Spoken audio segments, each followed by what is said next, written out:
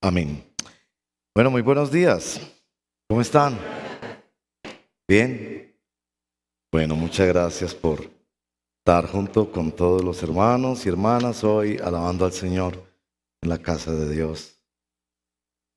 Vamos a abrir la Biblia en el libro de Job. Algunos piensan que el libro de Job, y ustedes saben que gracias a Dios hay estos hermanos y hermanas que se dedican toda su vida a estudiar más a fondo las Escrituras y también todos los hechos relativos a la historia de la revelación, y sugieren que podría haber sido el primer libro escrito de la Biblia y que pudo haber sido escrito por Moisés, el libro de Job. Si usted no conoce la historia de Job, recordará que en el Nuevo Testamento se nos dice que debemos aprender de Job. Es un libro que el Nuevo Testamento especialmente recomienda. Vamos a leer el final del libro de Job. Yo confío que usted conozca un poquito el principio, que es donde se relata la historia de Job,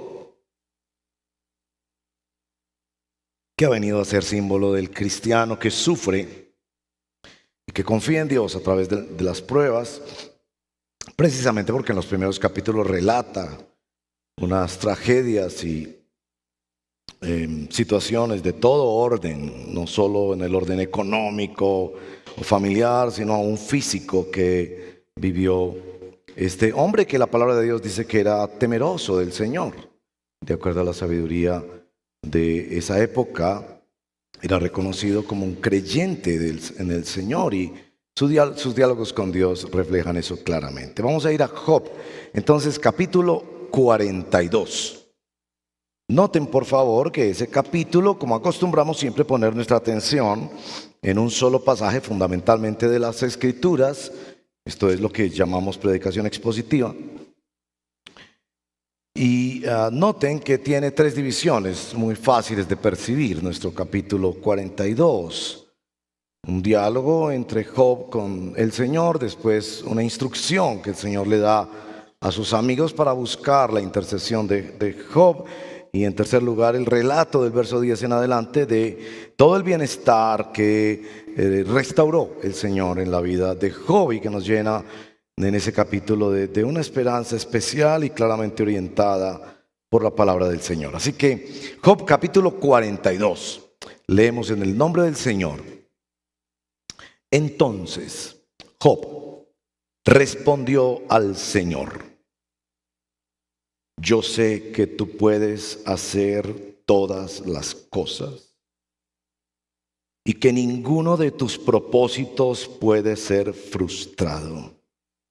¿Quién es este que oculta el consejo sin entendimiento? Por tanto, he declarado lo que no comprendía, cosas demasiado maravillosas para mí que yo no sabía. Escucha ahora y hablaré. Te preguntaré y tú me instruirás. He sabido de ti solo de oídas, pero ahora mis ojos te ven. Por eso me retracto y me arrepiento en polvo y ceniza. Después que el Señor habló estas palabras a Job, el Señor dijo a Elifaz el temanita: se ha encendido mi ira contra ti y contra tus dos amigos, porque no han hablado de mí lo que es recto, como mi siervo Job. Ahora pues, tomen 7 novillos y 7 carneros, vayan a mi siervo Job y ofrezcan holocausto por ustedes, y mi siervo Job orará por ustedes, porque ciertamente a él atenderé para no hacer con ustedes conforme a su insensatez, porque no han hablado de mí lo que es recto, como mi siervo Job. Y Elifaz el temanita, y Bildad el suita, y Zoar el naamatita fueron e hicieron tal como el Señor les había dicho. Y el Señor aceptó a Job. Y el Señor restauró el bienestar de Job cuando éste oró por sus amigos. Y el Señor aumentó al doble todo lo que Job había poseído. Entonces todos sus hermanos y todas sus hermanas y todos los que habían conocido antes vinieron a él y comieron con él en su casa. Se condolieron de él y lo consolaron por todo el mal que el Señor había traído sobre él. Cada uno le dio una moneda, 11.4 gramos de plata, y cada uno un anillo de oro. El Señor bendijo los últimos días de Job, más que los primeros, y tuvo 14,000 ovejas, 6,000 camellos, 1,000 yuntas de bueyes y 1,000 asnas. Tuvo además 7 hijos y 3 hijas. Llamó a la primera Gemina, a la segunda Cesia y a la tercera Keren Hapuc. En toda la tierra no se encontraban mujeres tan hermosas como las hijas de Job. Su padre les dio también herencia entre sus hermanos.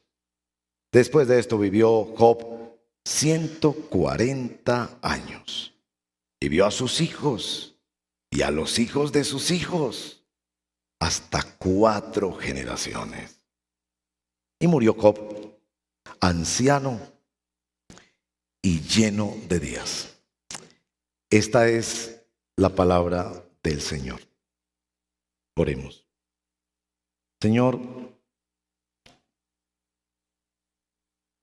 yo me siento tan abrumado y tan pequeño al pensar que hablamos de ti,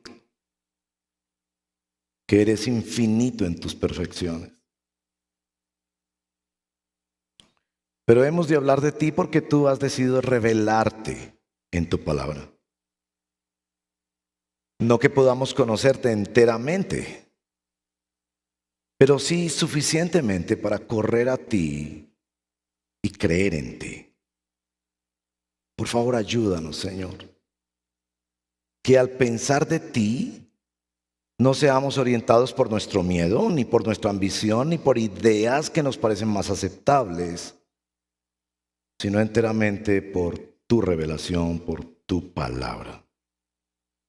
Ayúdanos a ser la iglesia que respeta la integridad de la palabra de Dios, que no escoge qué creer, sino que se somete a la palabra de Dios, que es la espada del Espíritu con la cual tú gobiernas a tu pueblo, pero también con la cual tú sanas a tu pueblo y lo liberas y lo bendices.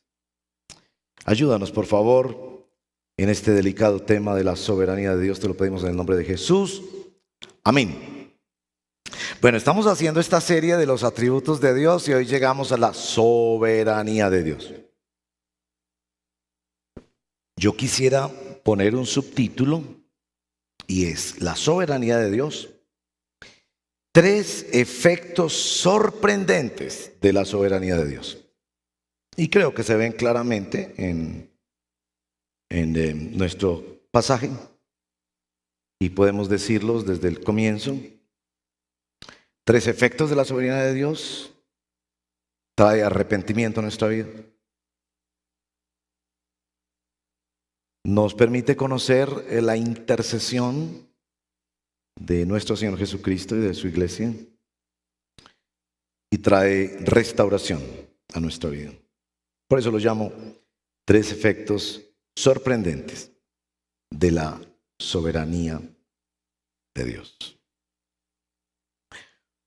Como decía en la oración al Señor, uno se siente abrumado y se debe sentir absolutamente minúsculo al entrar en la palabra de Dios para tratar de entender su autorrevelación, cuanto más para tratar de explicarla como hacemos en esta serie de los atributos de Dios.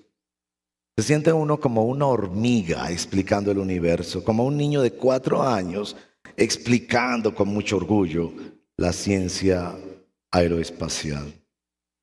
Pero debemos comenzar con una definición y si me ayudan allá en la pantalla, quiero poner esa definición, la siguiente, la definición. La soberanía de Dios La soberanía de Dios. Me ayudan poniendo la definición allá de la cosa. La soberanía de Dios. La soberanía de Dios es que Dios gobierna todo con todo poder y toda autoridad sin ninguna clase de oposición. Nuestro texto declara eso en la confesión de fe de Job, en el verso número 2. Le dice Job al Señor, después de todo lo que vivió tan terrible en su vida: yo sé que tú puedes hacer todas las cosas y que ninguno de tus propósitos puede ser frustrado. Esa comprensión que lleva a Job cuando recibe la noticia especialmente de que sus hijos han muerto trágicamente, y en lugar de pelear con Dios o de tratar de buscar una explicación, se postra delante de Dios diciendo: Jehová dio, Jehová quitó. Sea el nombre del Señor bendito, como hemos cantado esta mañana. Y aún después de que su esposa satíricamente le dice: maldice a Dios y muérete, él responde: recibiremos de Dios solamente las cosas que nos parecen buenas, que disfrutamos, y no nos someteremos a su soberanía aun cuando vengan cosas de estas proporciones. Recibiremos de Dios solamente el bien y no el mal. Estamos ante un sujeto que confesaba y creía profundamente la soberanía de Dios, y que tiene la autoridad para hablarnos, porque ustedes con todo derecho pueden decir: para usted es muy fácil, a usted no se le ha muerto un hijo, para usted es muy fácil, usted no tiene esta enfermedad, para usted es muy fácil, usted no sabe qué es estar en la absoluta escasez, para usted es muy fácil. Y yo le diría: usted tiene toda la razón, pero quien está hablando aquí es Job. Y yo, igual que ustedes, recibo lo que el Señor me entrega a través de su siervo. Daniel capítulo 4, verso 34 y 35, en los labios de un Dios pagano, de un rey pagano, aparece esta declaración. Hablando de Dios, del Altísimo, Nabucodonosor dice: porque su dominio es un dominio eterno y su reino permanece de generación en generación. Todos los habitantes de la tierra son considerados como nada, pero él actúa conforme a su voluntad en el ejército del cielo, y entre los habitantes de la tierra nadie puede detener su mano ni decirle: ¿qué has hecho?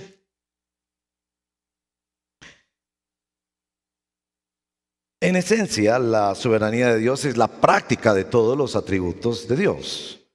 Es porque Él es omnipotente, Él es omnisciente y Él es omnipresente, que Él puede gobernar y ser Señor absoluto.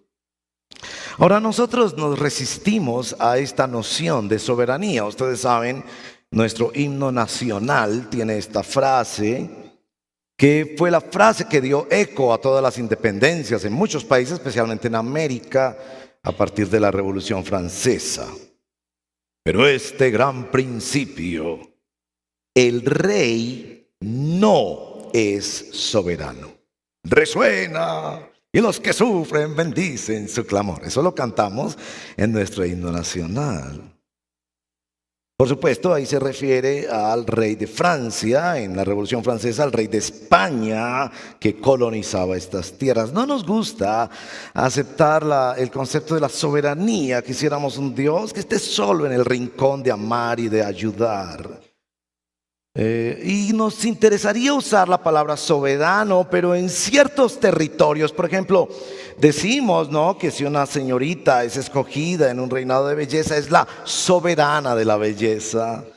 O si un cantante es muy talentoso y ha generado nuevos cambios en algún género musical, entonces él es el rey del pop.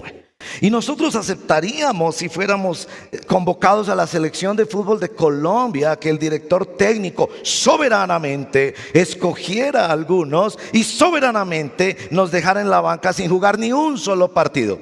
Aceptamos la soberanía en algunos aspectos. Les leí un pasaje del libro de Daniel, porque el libro de Job y el libro de Daniel son quizás los dos, bueno, muchos libros de la Biblia, pero los dos libros de la Biblia donde uno capta aspectos de la soberanía de Dios de una forma muy, muy particular. Y en el libro de Daniel se nos hace más fácil aceptar la soberanía de Dios. Este Dios que mueve la historia para llevar a estos jóvenes. Este Dios que controla el fuego y las bocas de los leones. Este Dios que aquellos que trataron de meter a Daniel en los leones son tirados y devorados por esos mismos leones que habían pretendido destruir a Daniel. Y como la victoria de Dios en las vidas personales, en las historias universales, como es esta historia de Daniel que hace profecías de la historia. A propósito, José fue el historiador judío. Dice que cuando Alejandro el Grande llega a Jerusalén y le enseñan las profecías de Daniel dadas 200 años antes, donde mostraba que Dios había predeterminado esos cambios en la historia, es cuando Alejandro el Grande decide perdonar, por decirlo así, no avasallar al pueblo judío como hacía con todos los demás pueblos y permitirles tener su propio gobierno, su propia lengua, etcétera, etcétera. Nos encanta ver la soberanía de Dios en el libro de Daniel, pero nos cuesta mucho ver la soberanía de Dios en el libro de Job. Y quisiéramos encontrar a alguien que nos lo explicara de una forma menos polémica, que no nos metiera en el universo de las paradojas, de ver, como veíamos la semana pasada, Dios está airado todo el tiempo contra el malo. Y simultáneamente, gloriosamente y perfectamente, Dios está extendiendo sus manos de amor como el padre del hijo pródigo, diciendo: vengan a mí, miren a mí todos los términos de la tierra. Quisiéramos quedarnos solo con una de esas cosas, pero la teología nace en la lectura de todas las escrituras y en la obediencia a la integridad de la Biblia, que nos obliga a pensar sobre Dios como Dios se nos ha revelado y no como nosotros quisiéramos pensar de Dios. De hecho, si Dios no fuera soberano absoluto, nuestra fe sería vana. Dios no podría cumplir sus promesas. Nuestra esperanza no sería más que la golosina que calmaría momentáneamente la preocupación por lo inevitable. Así que dejemos que Job nos exponga a la soberanía de Dios. 3 efectos sorprendentes de la soberanía de Dios. El primer efecto debería ser muy sorprendente para nosotros como creyentes en el Señor y para cualquiera que se acerque a Dios. Está claramente dicho en nuestro texto. El primer efecto de quien entiende un poco cómo se ha revelado en las Escrituras la soberanía de Dios es lo que describe el verso número 6. Me retracto y me arrepiento en polvo y ceniza. Y claro, a nosotros que nos gustan las narrativas de las víctimas, ¿cómo así? ¿No que Job, dicho por el mismo texto, era un hombre temeroso de Dios y un hombre bueno? Era un buen papá, era un buen esposo. La esposa no era tan buena a propósito, pero era un buen esposo, era un buen jefe, era un buen ciudadano. ¿Por qué tiene que arrepentirse Job? Por ahí usted va captando un poquito más el poder del Evangelio. El Evangelio no es una transacción con Dios, sino el encuentro de un Dios soberano con un individuo que necesita arrepentirse. Ahora, ¿en qué consiste este arrepentimiento de Job? Por supuesto, el texto nos da pistas sobre eso. Los versos 1 al 3, sin duda, tiene que ver con el pensamiento, con el entendimiento que Job tenía. Job está diciéndole al Señor en esa oración de rendición, yo no entendía. Para darles una pista más clara, miren el verso 3. Es una frase que la traducción aquí no es tan fácil de captar. ¿Quién es este que oculta el consejo sin entendimiento? ¿Quién es este que no está entendiendo nada y piensa que puede explicarlo todo? Esa frase realmente no es original de Job. Esa frase se la dice Dios a Job en el capítulo 38. Verso 2.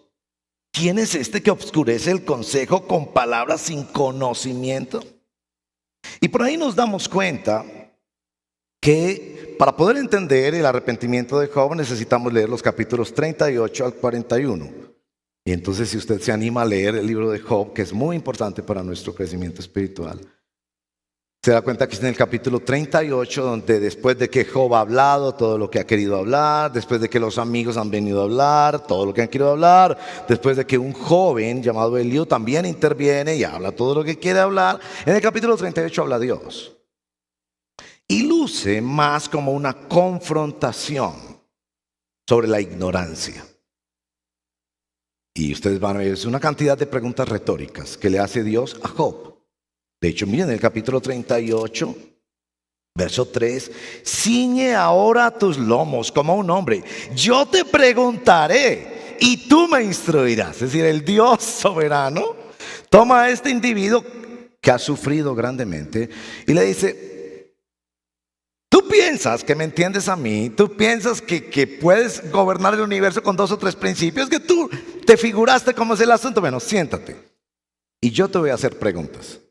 Y tú me vas a responder a mí. Dios diciéndole eso a Job. Bueno, y van a ver que las preguntas son todas retóricas. ¿Dónde estabas tú cuando hice el universo? Todo eso.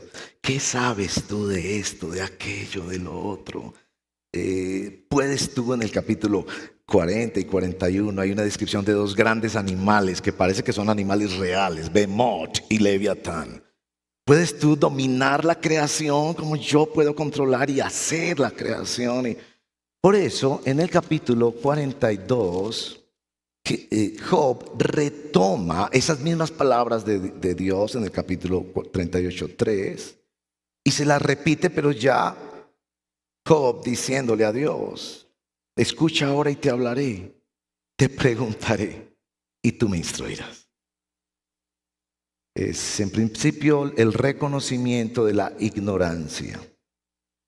Una ignorancia indiferente o una ignorancia articulada ante la soberanía de Dios. En el verso 4 y 5 reconoce la revelación de Dios. ¿Eres tú el que va a hablarme a mí? ¿Eres tú el que tienes derecho a confrontarme a mí? ¿Eres tú quien me conoce a mí? Conoce todo, yo me someto a ti. Y bueno, llega el verso número 6, que es una retractación y un arrepentimiento.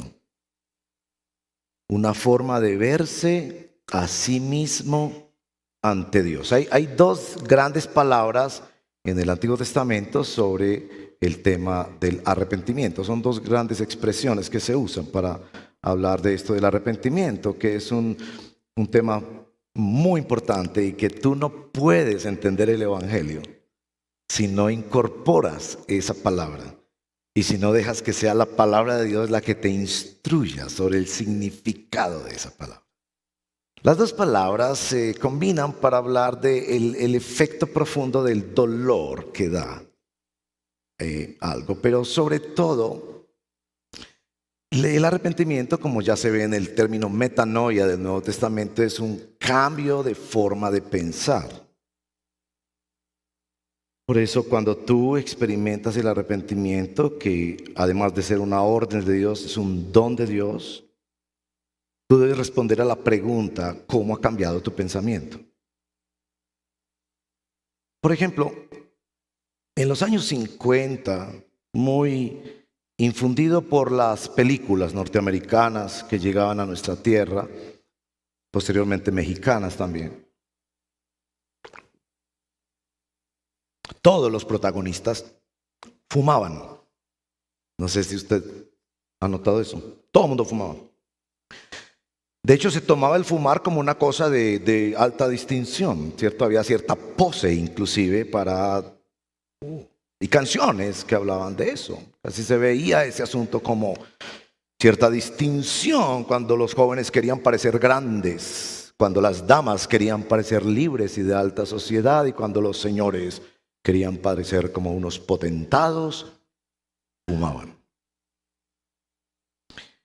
Las investigaciones en los años 60 y en los años 70 han mostrado claramente que nada hay más terrible para la salud que fumar. Que de hecho los fumadores pasivos son seriamente afectados. Bueno, las personas que en esa época, como nuestros padres, pensaban que eso era un asunto de gran distinción y casi que era culpable el que no lo hacía, cambiaron de forma de pensar sobre eso. Y muchos de nuestros padres, como mi padre, que murió finalmente también a consecuencia de esto, repetían una y otra vez, por favor no haga eso. Es un placer tonto y destructivo. ¿Por qué llegaron a ese cambio de pensamiento? ¿Y qué significó ese cambio de pensamiento? Cuando la Biblia habla de arrepentimiento, habla de un cambio de pensamiento. Tú veías a Dios de una forma y por la luz de la palabra de Dios, no por ningún predicador o libro interesante o testimonio, no, por la luz de la palabra de Dios y por la bendita gracia de Dios, llegas un día a decir, yo estaba tan equivocado, tan peligrosamente equivocado, como nos decía en esta semana José en una frase que me pareció muy sabia. Es que algunos piensan que lo único que se necesita para ir al cielo es morirse. Eso es una frase que refleja ignorancia espiritual. Y déjeme decirlo, es una frase muy peligrosa. Porque significaría avanzar en la vida sin buscar la bendita revelación de Dios y la respuesta que Dios ha dado a este enorme problema humano que nosotros tenemos, que es nuestro pecado y nuestra necesidad de Él.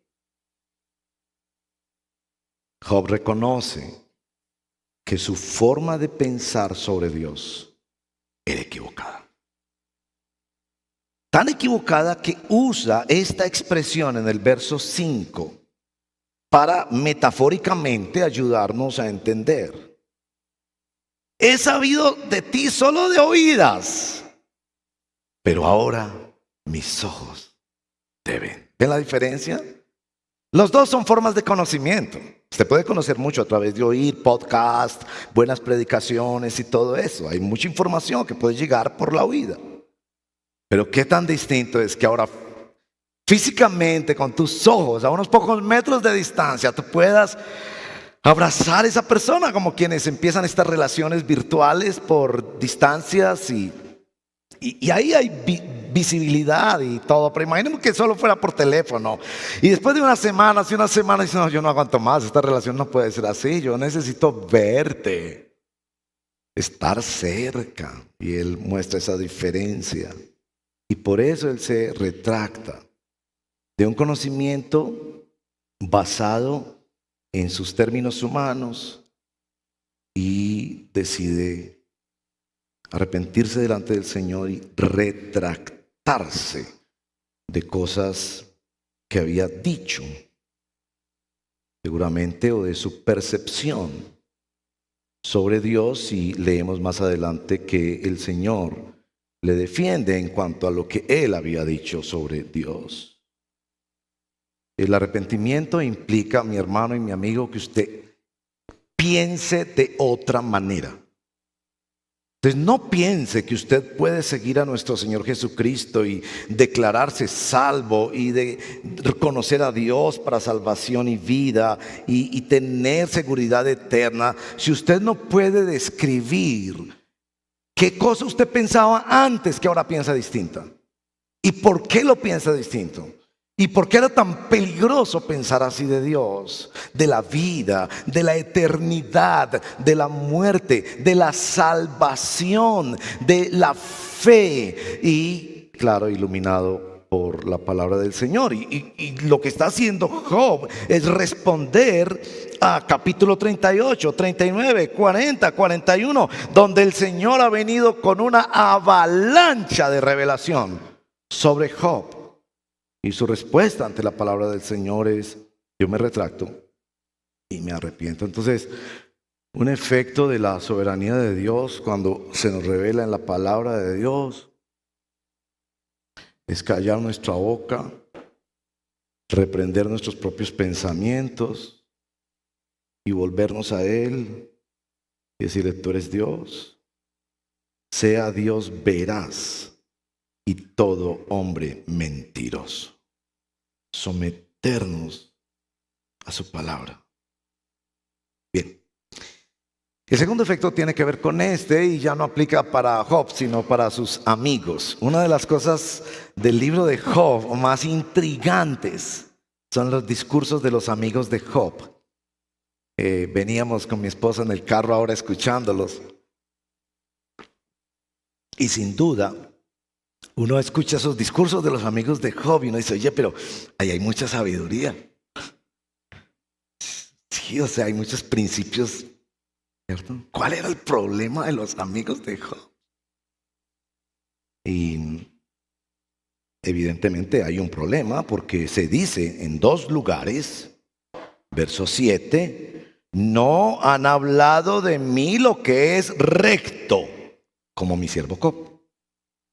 Y verso 8, porque no han hablado de mí lo que es recto, como mi siervo Job. Entonces me dice: ¿dónde estaba el problema de los amigos de Job? Y bueno, yo no pretendo tener todas las respuestas, pero tengo una que creo que puede ayudar. Yo creo que los amigos de Job estaban tratando de buscar explicaciones desde la perspectiva de Job, desde una perspectiva humana. Si ustedes se dan cuenta, muchos de los discursos de los amigos de Job es tratando de ver Job en qué había pecado. Y Job se defiende diciendo: pues que sí, o sea, yo sé que nadie es inocente delante de Dios, pero tratando de encontrar una explicación que cuadrara, que gustara, que se pudiera publicar, que se fuera celebrada por personas. Y no una respuesta que se sometiera a la revelación de Dios. A una revelación de Dios que dice, verso 10, el Señor restauró el bienestar de Job. Y eso nosotros cuando lo leemos decimos: wow, ¿cierto? Creo en la restauración de Dios, que devuelve el doble, bendito el Señor. Pero después llegamos al verso número 11. Todo el mal que el Señor había traído sobre él. ¿Podríamos borrar ese pedacito de la Biblia? ¿Podríamos encontrarle una explicacioncita por ahí ya como de 3 pesos? A ver si de pronto no nos echan piedra a los que defendemos la integridad de la palabra de Dios. Yo creo que el problema de los amigos de Job fue que ellos pretendieron explicar a Dios en términos humanos, la criatura explicar al creador, el finito explicar al infinito, en lugar de arrepentirse delante de Dios. En lugar de decirle: Señor, yo no puedo entender cómo funciona esto completamente. Que tú estás airado todo el día, ese es un texto bíblico literal, todo el día está airado con el malo. Y no me vaya a venir a decir que es que hay gente buena en el mundo y gente mala en el mundo. No, de acuerdo a la palabra de Dios, todos pecaron, todos están destituidos, todos andan errantes, lejos de Dios, ofendiendo su gloria. Y que Dios está airado todo el día. Pero esa misma Biblia que me dice, Dios está todo el día extendiendo sus manos, como nos decía el pastor Raúl. Vengan a mí los que están trabajados y cargados, y yo los haré descansar. Entonces a mí la integridad de la Biblia no me permite decir, me quedo con esto. No, no. Porque el pecador necesita entender esas dos realidades para poder correr, para venir a Él. Entonces nuestro texto nos muestra un modelo de intercesión que espero que le pique a usted la curiosidad para interpretar las Escrituras y ir a las Escrituras, porque este modelo de intercesión aparece en varios lugares del Antiguo Testamento. Recuerden, en el caso de Abraham, con estos reyes, él tenía que orar por ellos. Aparece en el caso de David en el templo, aparece en el Nuevo Testamento este modelo de intercesión, que entre Dios y el pecador tiene que haber alguien en la mitad, ¿cierto? Por eso Jesús dijo, yo soy el camino, la verdad y la vida. Nadie viene al Padre sino por mí. Que tiene que haber un intercesor. Y en nuestro texto aparece, en primer lugar, la demanda de un sacrificio y de un oferente para esa intercesión. Verso 8.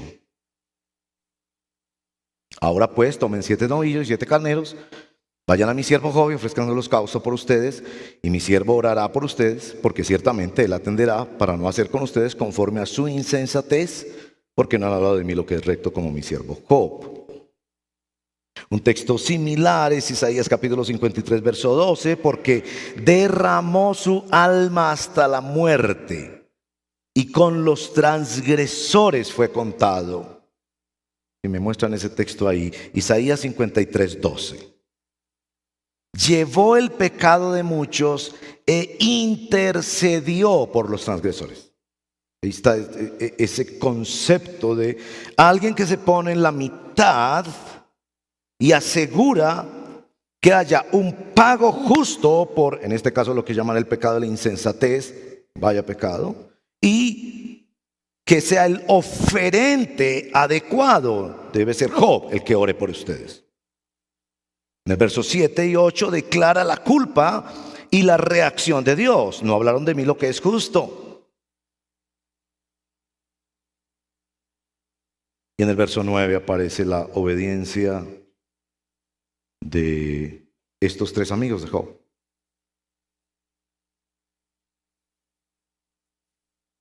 Que no fueron faltos de compasión. No interpreten mal Job. Capítulo 2, verso 13.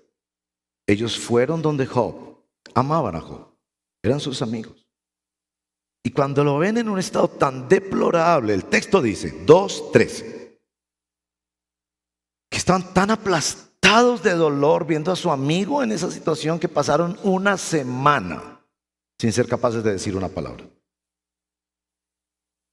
Ellos estaban tratando de hacer lo mejor que podían, dentro de su limitado conocimiento, como es el de todos. Pero aquí la justa y recta palabra de Dios les está diciendo, ustedes no hablaron de mí lo correcto. Ellos habían podido venir a defenderse diciendo, Señor, pues nosotros intentamos ayudar, no tenemos ninguna culpa porque eso era lo que sabíamos, ¿no? Ellos efectivamente, verso 9, aceptan la culpa. Y fueron e hicieron tal como el Señor les había dicho. Que hay un modelo de intercesión. Ahora, ¿qué nos dice ese modelo de intercesión para nosotros hoy en día? Sin duda, sin duda. Este es el modelo de intercesión que nos revela a Cristo en el libro de Job. Los primeros capítulos, Job es visto como un tipo de Cristo, el mejor hombre de la tierra, solo que ese era hombre de abajo hacia arriba. Dios lo dice, y se lo dice al mismo Satanás. ¿Has visto a mi siervo Job? No hay ninguno como él en la tierra. Pero es que si había nacido de la tierra, era un ser humano. Nosotros tenemos un intercesor que también nació como nosotros, pero que vino del cielo, nuestro Señor Jesucristo, que no tuvo que ser corregido, no tuvo que arrepentirse. Él es Dios hecho hombre, que no tuvo que presentar una ofrenda externa de toros y machos cabríos, que Él mismo fue la ofrenda, que no tuvo que buscar un sacerdote judío en el antiguo pacto para presentar esa ofrenda, sino que Él mismo fue el sumo sacerdote. Así que aquí está la soberanía de Dios. Pelea con Dios todo lo que quieras. Un día te vas a enfrentar con Él. Pero hoy tienes la oportunidad de venir como joven a arrepentimiento y de aprovechar la oferta que Él hace del intercesor, nuestro Señor Jesucristo. Tercer efecto de la soberanía de Dios en Job 42. La restauración. Nuestra esperanza en la soberanía de Dios. El verso 10 es realmente un resumen de todo lo que sigue de ahí. Dios lo restauró después que oró por sus amigos, y el Señor aumentó el doble de todo lo que él poseía. Viene una serie de observaciones sobre las cosas que Dios restauró. Las podemos mirar enseguida con más detalle. Les decía que el verso 11 destaca este factor, el mal que el Señor había traído sobre él, que hace pareja con el capítulo 2, cuando el mismo Job dice: recibiremos del Señor el bien y no recibiremos el mal.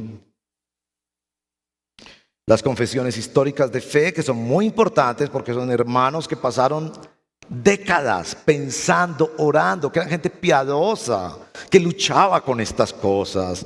No es una computadora de inteligencia artificial que dicta tres doctrinas. Eran hermanos que luchaban tratando de entender estas cosas. En la historia nos han ayudado a entender un poco más eso. Yendo a textos como Isaías 53:10. ¿Cómo así que la voluntad de Dios fue que Job pasara por estas cosas? Isaías 53:10 dice así: pero quiso el Señor quebrantarlo, sometiéndolo a padecimiento. Continúa, por supuesto, cuando Él se entregue a sí mismo como ofrenda de expiación. Esto está describiendo al Señor Jesucristo proféticamente en Isaías 53.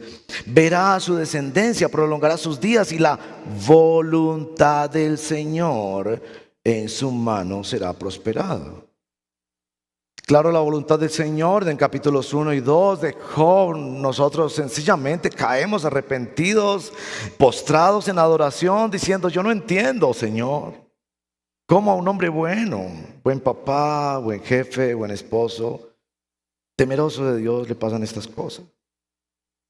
Pero sé que lo que puedo hacer es arrepentirme delante de ti, buscar al Señor Jesucristo. Pero los estudiosos a través de las Escrituras nos han ayudado a entender en la historia del cristianismo. Por eso es importante lo que llaman la teología histórica, porque en la teología histórica nos preguntamos cómo el pueblo de Dios en otras épocas ha respondido a estas inquietudes y paradojas que nos presenta nuestra mente al leer la palabra de Dios, y no suponer que se inventó ayer la idea de responder a estas inquietudes. Y ellos nos han ayudado a ver este tema de la voluntad de Dios en tres dimensiones. A mí personalmente me ayuda mucho. Entonces ellos hablan de la voluntad decretada, los decretos de Dios. Que el libro de Deuteronomio nos dice que nosotros no conocemos todos los decretos de Dios. Algunos sí, no todos. Dios ha decretado qué día hizo el universo, cuándo vendría el Señor Jesucristo, cómo sería el plan de salvación. Él ha decretado cuándo será la segunda venida. Escuchen bien. Él ha decretado cuándo nosotros nacemos y morimos. No tiene que preguntarnos sobre eso, no tiene que consultarnos. Él es Dios con mayúscula. Y eso se ha llamado la voluntad decretada. Pero también se ha encontrado en las Escrituras que está la voluntad prescriptiva, algunos lo llaman preceptiva o permisiva. Dios dice, no matarás, pero evidentemente los seres humanos siguen matando en las guerras y en las violencias. Es la voluntad de Dios que el ser humano no mate, pero hay seres humanos que matan. Dios ha decretado darle libertad a esos individuos temporalmente para que lo desobedezcan. Eso se llama voluntad prescriptiva. Los 10 mandamientos son voluntad prescriptiva que se viola permanentemente debajo del cielo. Y la tercera condición es la voluntad dispositiva, que es lo que quiere Dios.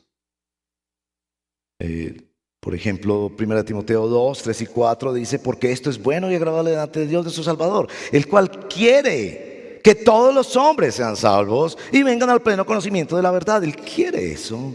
O Ezequiel 18, 23, ¿acaso me complazco yo en la muerte del impío, declara el Señor Dios? Y no en que se aparte de sus caminos y viva. Y repite en Ezequiel 33, 11, diles, vivo yo, declara el Señor, que no me complazco en la muerte del impío, sino en que el impío se aparte de su camino y viva. Vuélvanse a mí, vuélvanse de sus malos caminos, porque han de morir, oh casa de Israel. Claro, no explica todo, pero me ayuda a entender que Dios decreta unas cosas, permite unas cosas, y su corazón, siempre amoroso, quiere unas cosas. Tal vez el ejemplo que ya les puse en otra ocasión, sobre aquella ocasión cuando llevé a mi hijo a que le pusieran una inyección. Ustedes saben, todos los padres de familia tenemos que someter a nuestros hijos menores de edad a procedimientos médicos que ellos no quieren. Y obviamente yo no le pregunté a él si quería que yo lo llevara a poner una inyección.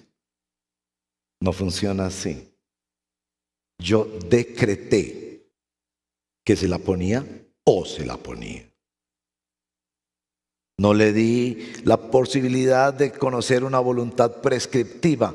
Mi amor, qué tan bueno que te pusieras una inyección. Nunca hubiera pasado. Pero la voluntad dispositiva diría, yo no quería que mi niño sufriera. Y quizás esto solo lo entendemos los padres. Cuando yo lo vi tan asustado, gritando, con rabia y con dolor, encerrado en ese cubículo con la enfermera que estaba haciendo esta cosa tan horrible que es poner una inyección, yo estaba afuera pensando, yo quisiera estar en el lugar de él. Yo no quisiera que mi niño pase por esas cosas. ¿Cierto que nos ayuda? Entender que Dios quiso quebrantarlo, que Dios quiso que pasara por eso.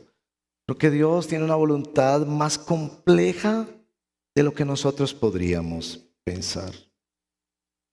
Pero este texto nos deja ver el final de la historia. Este texto está escrito para hacernos pensar en la tierra y en el cielo. La restauración de Dios a Job no podía ser más hermosa. Dios lo restauró el doble. Verso 10. Restaura la comunión con sus allegados. Ahí estaban sus amigos. Y quizás muchos que dijeron, vea, no vale la pena servir a Dios, qué sé yo. Verso 11. Restaura su hacienda. Y nos da los datos específicos. Restaura su familia. Sí, un hijo no se puede cambiar por otro. Pero le dio hijos e hijas. Y se las dio hermosas. Y le dio la oportunidad de hacer algo que en esa cultura no se hacía, que era darles hacienda o herencia a las hijas. Y versos 16 y 17, restaura sus años pasados de dolor, para que tuviera un mejor legado sobre sus descendientes y una mejor influencia. Debe hacernos pensar en la tierra y en el cielo. En la tierra, porque Job en el capítulo 19, verso 23 al 27, él mismo había confesado en medio de su dolor que vería las bendiciones de Dios en la tierra. Particularmente esto que nos ha dicho aquí en el capítulo 42, que vería a Dios. Bueno, las palabras de Dios nos dice que nadie ha visto a Dios jamás, pero que llegaría a tener una paz y una conexión y una relación tan hermosa con Dios en medio de su arrepentimiento, que sería como verlo en lugar de oírlo. Job 19, 23 y 27, escuche ese pasaje. Oh, si mis palabras se escribieran, si se grabaran en un libro, si con cincel de hierro y con plomo fueran esculpidas en piedra para siempre. ¿Cuáles son esas palabras? Yo sé que mi Redentor vive y que al final se levantará sobre el polvo. Y después de deshecha mi piel, aún en mi carne, he de ver a Dios, al cual yo mismo contemplaré, y a quien mis ojos verán y no los de otro. Y lo ha dicho en medio de su tremendo dolor. Y Dios le concede la gracia de ver la bendición de Dios en esta tierra. Pero este texto también está escrito para hacernos pensar en el cielo, en las consolaciones, los gozos y recompensas en el cielo. Si usted no cree en el cielo, por supuesto usted pensará que esto es una locura y que de nada sirve consolar a una madre que sufre por su hijo o a una persona que está en bancarrota, etcétera, etcétera. Yo lo entiendo si usted no cree en el cielo. Si el Espíritu de Dios no ha venido a darle a usted esa revelación de que después de la muerte hay otra vida, y que aquellos que estamos en Cristo viviremos y gozaremos cielos nuevos y tierras nuevas, donde mora la justicia y la paz de Dios. Si usted no cree eso, yo lo entiendo. Yo lo entiendo. Y no es para decirle que yo lo creo porque yo lo deduje o porque yo lo pueda explicar. Yo lo creo porque Dios me lo ha revelado en su palabra y su Espíritu lo ha sellado en mi corazón. Yo puedo hablarle de eso. Pero le pido a Dios que lo ayude a creer en el cielo, porque este texto está escrito para hacernos anhelar la gloria de Dios. La gloria de Dios no es para consolar tontamente a una persona. La gloria de Dios es para decirte aún un vaso de agua que tú des en el nombre de Dios. Que todos nuestros sufrimientos y dolores serán recompensados, consolados y cambiados por gozo en la eternidad. Ese salmo que dice: has cambiado mi lamento en baile, no es sino un abrebocas de la eternidad, para que tú puedas decir, como dice San Pablo: cuánto quisiera yo partir y estar con Cristo, lo cual sería muchísimo mejor. Si a tu corazón ha descendido la revelación de Dios de que hay una eternidad con Cristo, este texto es para decirte a ti que sufres, a ti que no puedes entender estas complejidades de la vida, que vengas a Él, arrepiéntete, confía en la intercesión de Cristo y permite que Él restaure lo que Él quiera restaurar, pero con la seguridad de que un día Él restaurará todas las cosas. Recibiremos cuerpos nuevos, gloriosos, que no se enfermarán, jóvenes y sanos. Gozaremos con Él por toda la eternidad, conociendo al ser más maravilloso e infinito, como aquel que nada en un océano que no tiene fin. Como decía Luis, como quien lee un libro que el siguiente capítulo es mejor que el anterior. gozarás con Él para siempre. Por eso podemos decir los cristianos cuando nos morimos: mi vivir es Cristo y el morir sería una tremenda ganancia. Esta escritura sobre la soberanía de Dios nos plantea 3 efectos sorprendentes de la soberanía de Dios. Yo sé que hay muchos que pelean con la soberanía de Dios. Pelee todo lo que quiera.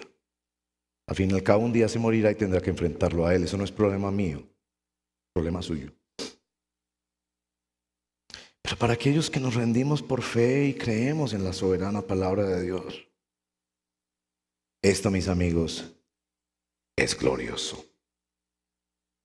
¿Para qué debemos concluir sobre estos 3 efectos de la soberanía de Dios? Primero, tenemos que tener mucho cuidado en cómo pensamos respecto a Dios.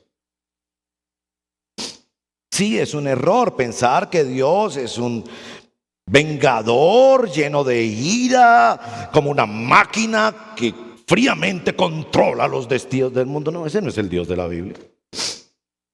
Pero tampoco podemos pensar en Dios como si fuera Papá Noel,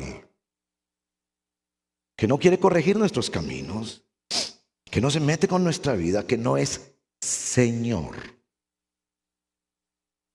Debemos pensar en Él como Él se revela en toda la Biblia. En segundo lugar, el arrepentimiento tiene que ver con la forma en la que pensamos acerca de nosotros, acerca de las circunstancias, pero sobre todo acerca de Dios.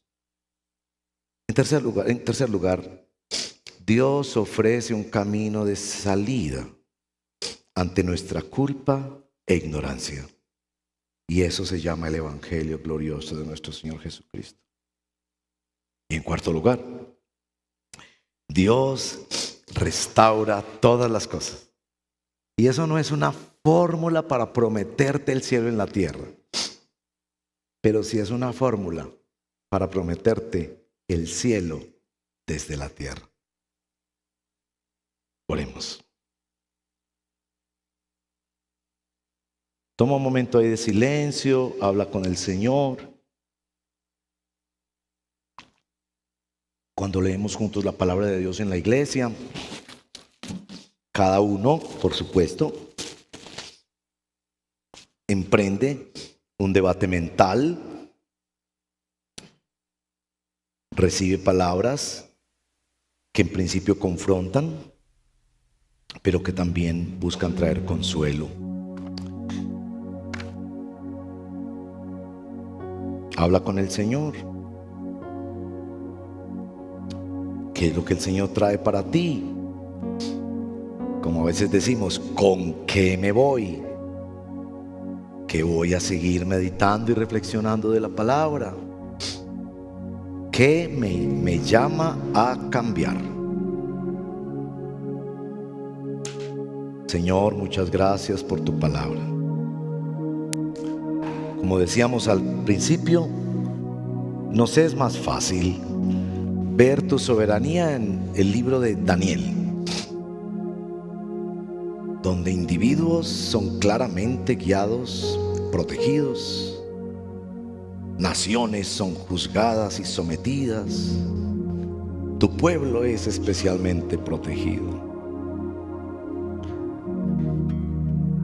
Nos desafía mucho más para nuestro conocimiento de ti cuando vemos a Job y cuando tú nos dices desde el Nuevo Testamento: aprendan de la paciencia de Job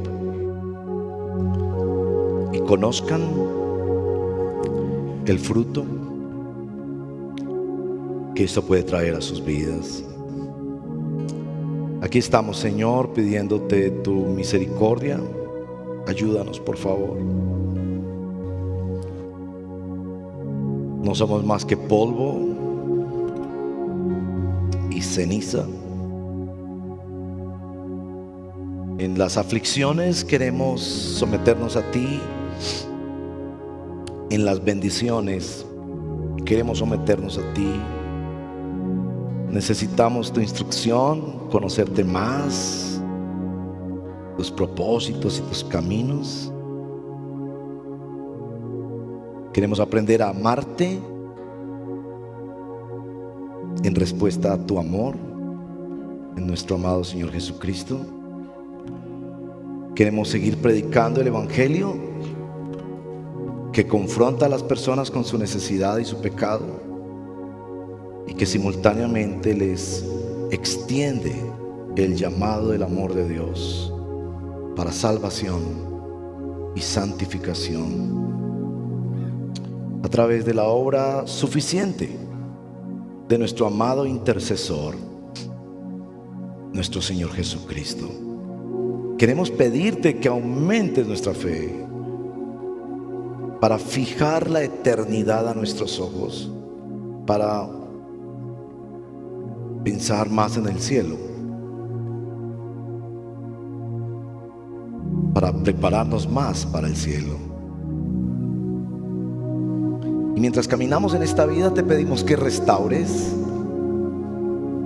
que devuelvas el doble a los hermanos que sufren especialmente, que nos ayudes a ser instrumentos de bendición como fueron los amigos de Job, que cada uno le dio algo a Job para consolarlo. Que seamos tus instrumentos de la restauración y la consolación que tú quieres dar, como un anticipo de tus inmensas y gloriosas promesas eternas. Ayúdanos a ser la iglesia que sin vergüenza cree y predica que tú eres soberano. En el nombre de Jesús nuestro Señor. Y la iglesia, cuando recibe la palabra de Dios, debe responder en adoración. Entonces yo les invito a ponerse de pie y adorar a Cristo.